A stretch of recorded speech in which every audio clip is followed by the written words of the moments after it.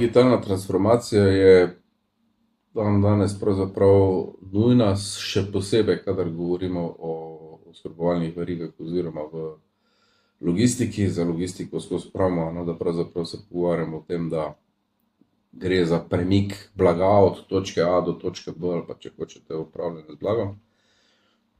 Ta paradigma že dolgo več ne velja.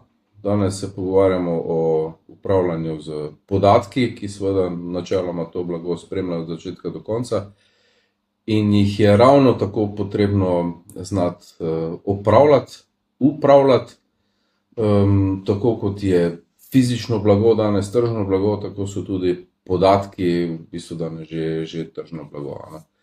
Tako da na eni strani se pogovarjamo o tem, da podatke potrebujemo, zato ker moramo z njimi znati upravljati, ker jih lahko na eni strani tržimo.